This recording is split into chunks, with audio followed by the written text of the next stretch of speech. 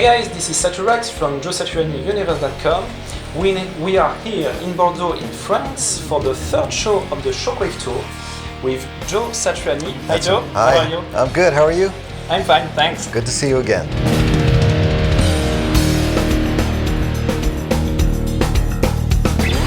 Nobody here missed the release of your new studio album Shockwave Supernova.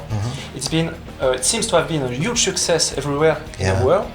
You worked with Marco Minoman, Brian Beller and Mike Kennedy on this. What can you tell us about the way you worked on the studio with them and what sort of magical things happened in the Skywalker Studios? Well, Skywalker is a magical place anyway. It's a great studio, beautiful location. So getting them into that room is like, half of the trick, because once you're in that big studio, it really is very inspiring.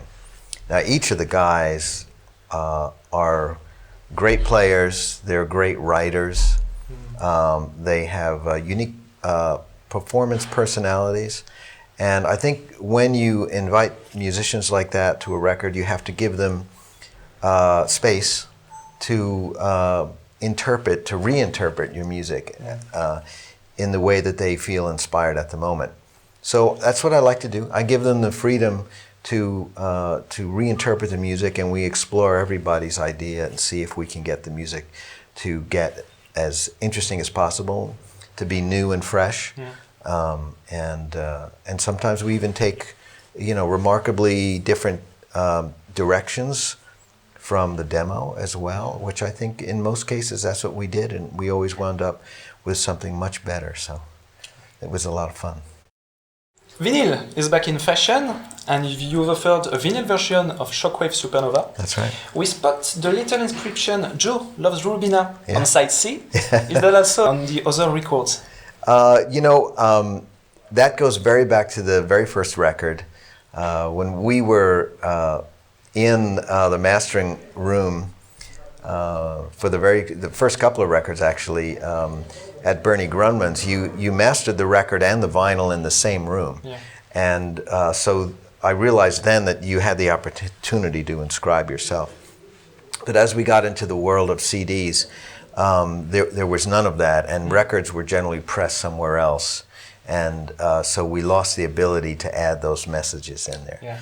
And I always felt that the CD hidden track was kind of silly in a way, And as soon as the internet came along, that was a better place to send messages to people like that. So in this particular case, though, I think when something is written down, it has more power. And vinyl, in a way, is very primitive. It's almost like a stone. It's like if you etch something in stone or carve initials in a tree, because they hang around for a very long time, and they can't be erased. So that was just something I wanted to bring back. And I was surprised, actually, because I couldn't attend the vinyl mastering. But John Cuniberti called me on the phone and he said, hey, we're here, we're mastering the vinyl. Do you want to inscribe anything like you used to? So I said, yeah, Joe loves Rubina.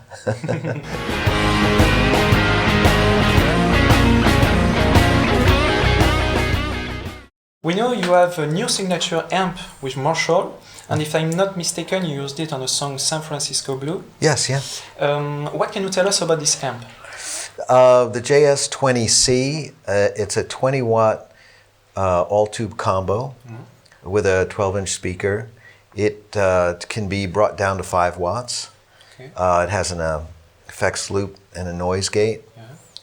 It's got basically 3 channels with different stages of gain, so you have very clean, like a very old Fender Deluxe amplifier sounding thing, and then it sort of becomes very Marshall as you move into the higher gain stages, and it also has an audio in, which is great for practicing, and it's the perfect size for clubs and small events. And of course, a lot of bands, they play big places these days with very small amps. They just mic them up. So I wanted to get something that was more convenient, that someone could just really pick up, maybe put in the trunk of their car and go do just about any show. So I brought the prototype out on tour because I didn't have time at home to finish doing a lot of the small finishing touches on it. And I'd be using it backstage, but I lent it to my friend Marcus James, who's using it tonight on stage. So Okay. you can't miss it because it's unfinished. So you see the tube sticking out on the stage there. Hopefully next year sometime it will be available. Are there any more signature guitars in the works with Ibanez, maybe with a Susteniac pickup? Well, I'm not sure about that. I know that the folks at DiMarzio and at Susteniac have been talking about perhaps getting together to do something. I think that would make things a little bit easier for Ibanez to deal with a pickup company that they've been working with for many years. My main concern with the models has always been to provide new alternatives to reflect modern styles of playing, and with a good eye towards the vintage attitude. And to that end, we've always had a lot of prototypes that we've been developing that we don't bring to market for many years. And so we have 2 that we're working on right now. I hope to get some prototypes in the next week or so while I'm out here in Europe. And we're experimenting with different finishes, different pickup arrangements that we haven't used before. That's kind of all I can say right now, but I'm hoping that maybe it takes a long time to bring something to market. Maybe in a year or less we'll have a new model. For a couple of years now, you've been endorsed by a new company, Strap Tight. You even have 2 signature models with them. And what can you tell us about those strap locks? Why are they better? Oh yeah, well first of all, you need some kind of a strap lock. There are quite a few guitars, especially the Gibson guitars, they're very prone to just letting go of your strap. And as your strap becomes more and more your favorite strap, it becomes more likely to fall off your guitar. SGs, 335s, Les Pauls are notorious for that top button falling off.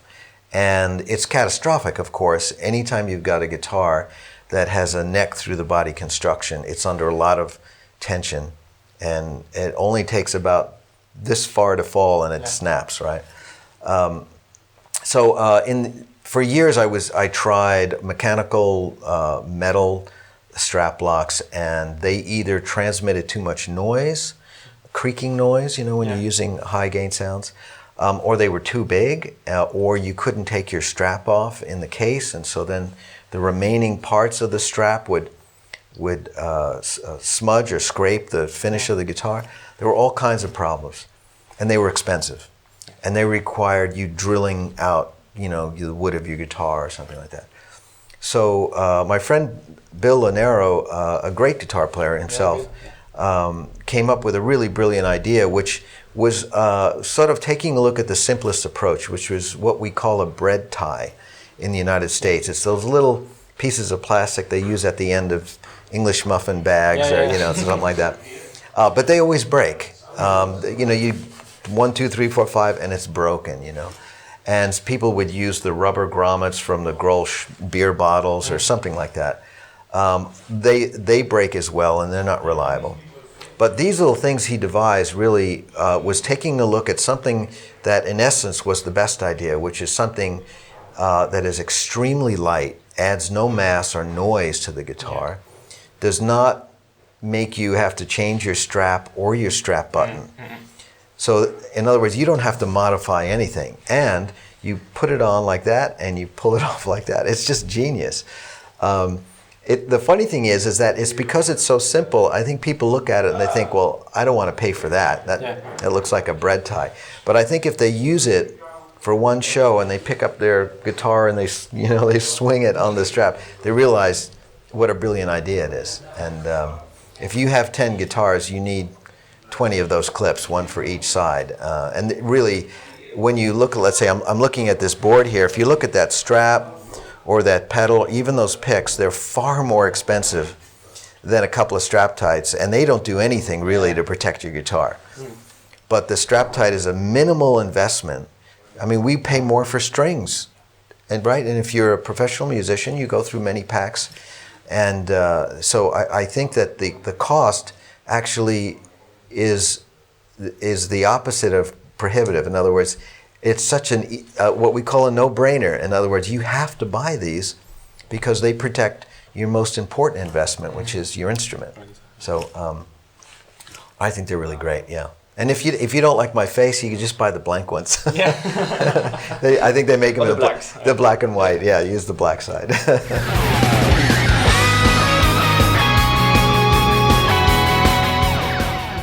You've been wearing that bucket hat for many years. Yeah. Why and where does it come from? Is this a real one or a? Yes, oh, there it it's a is. real one. Project Alabama. Yeah. Did you want to get? That was started by, I think, a husband and wife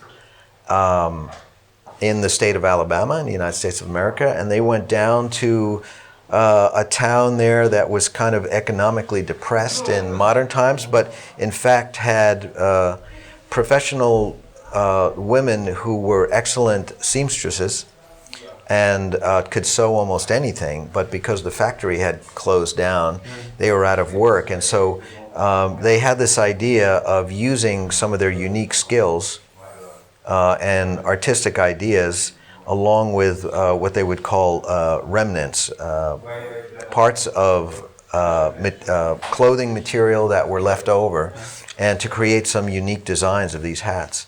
And yeah, I enjoyed them for a while, but then they started changing the hats. Yeah. So you really can't get these anymore.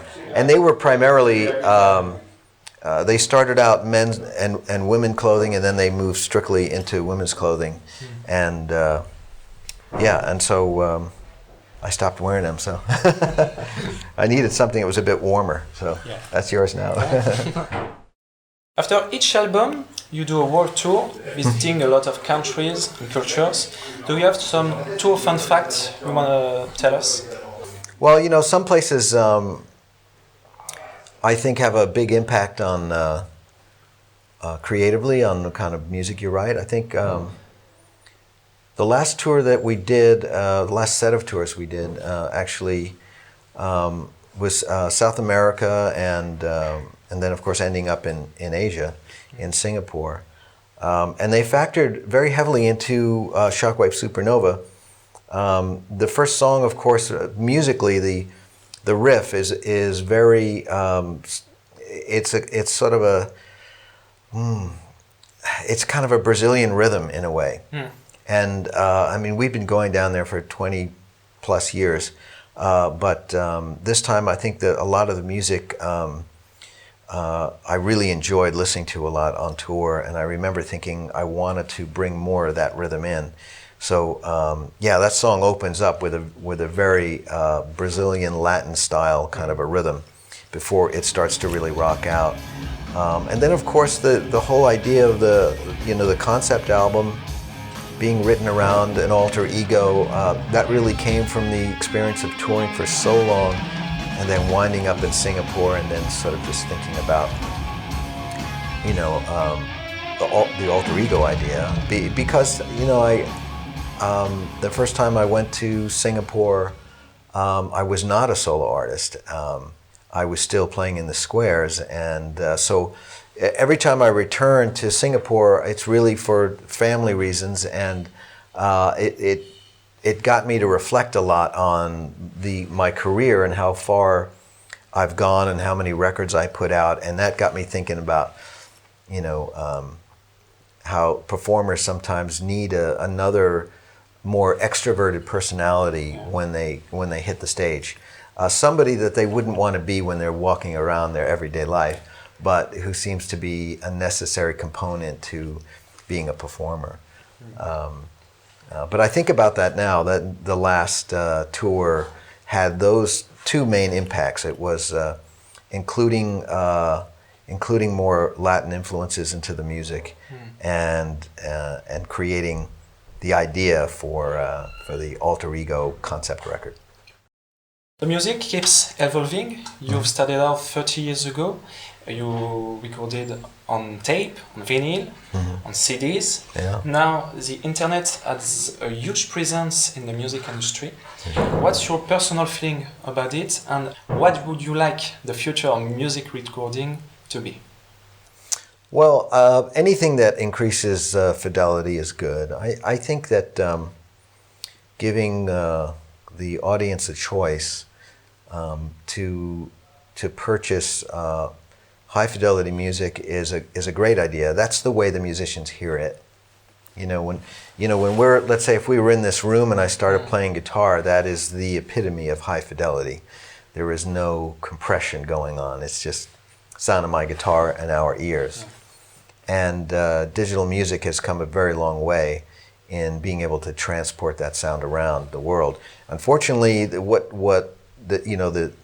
hidden ghost in the digital revolution was the ability to share those files for free. And that put an enormous burden on musicians who still need to pay to make music and need to get reimbursed somehow. Otherwise, we have to go out and get other jobs, and we can't spend our time making music. So it's a bit of a conflict there. But I think there's always been a conflict in the arts. Art needs commerce, and they help each other out, but there's always going to be some kind of a problem. It won't be the same in 1900 or 2000 that it is in 2015, but it'll be something there. I know we can work it out, so I'm not really too worried about that.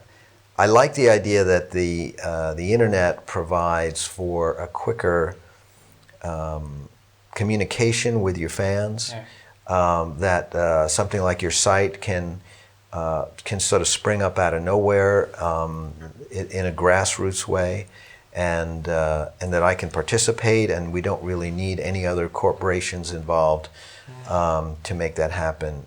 When I started out in the music business, there was none of that. And if there was, it was a paper. It was something that was printed on paper, and it was so completely local. I think these things are great.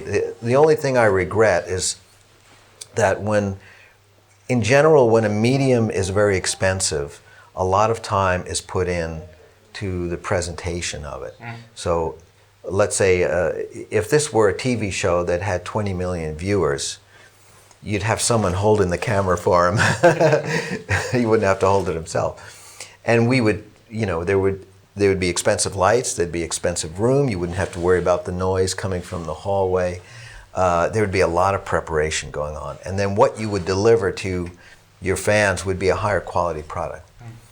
The internet kind of says to the artist, the internet is here and we're here, so you have to do something right away, every day. You have to let us film you walking to your car, walking to your hotel, testing out your pedals on stage, just talking in a dressing room that's really the worst place to do an interview with the worst lights. And it's sort of forced the quality to just go way down. And imagine if you're an artist and you're thinking, well, if I'm going to be forced into this thing where everything is super casual, then it's going to change the way I look at things. I'm going to be more cavalier about everything. I'm not going to prepare for it like I would if someone said, you're going to be on, the biggest television show in France. You'd probably prepare, right? But if someone says, well, this is yet another interview for Periscope or Twitter or Facebook, you're like, well, who cares, right? So it's a fun, you see what I mean? It's sort of, it makes people not care. And it's like the viewer who looks at it for a few seconds on their phone and says, off, I don't care.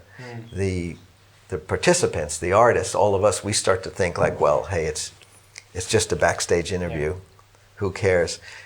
And then you think to yourself, well, if everybody thinks like that, that means there's just a lot of crap flying around the internet.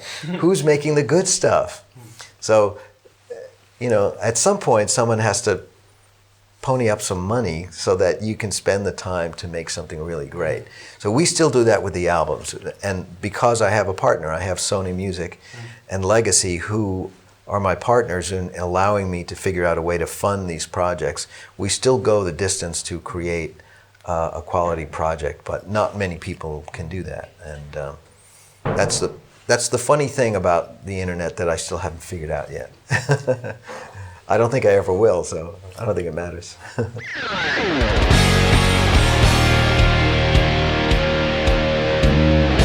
For the end, I want to say thank you, Joe, for your presence here in France with 8 gigs in all the country. Yeah. And we have a present for you. Oh. It's actually 3 gifts Wow. right here. Look at that. Here's Brad. We're building up the Joe Satriani Universe website together. Wow. And we've committed 3 French talented craftsmen Ah. to make some gifts for you. And Brad and I want to personally congratulate them for their amazing work and generosity. You have right here a crazy filter pedal from LNA Guitar Effects. It works. I just want to show everybody. It's real. It's made out of real stuff. Okay. What does it do? Besides, I'm guessing it does crazy filters, right?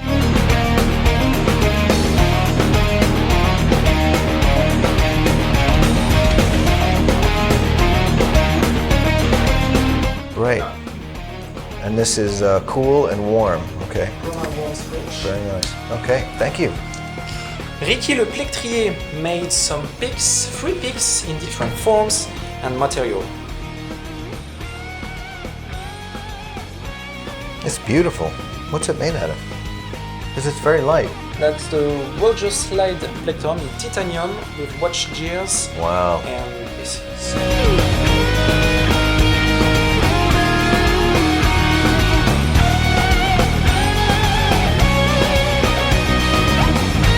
So this is, you can play slide with this Yeah. one. Wow. So it's 3 different ones. Yeah, watch guys. Wow, okay. And then this one here. And the last one is a fabulous guitar strap from Baptized by Leather. Stuck in there, isn't it? Okay, can't get it out. That's very nice. Wow. Jeez, you want to pull it out? Oh, great, yeah. Strap, you know, you have to see the whole thing.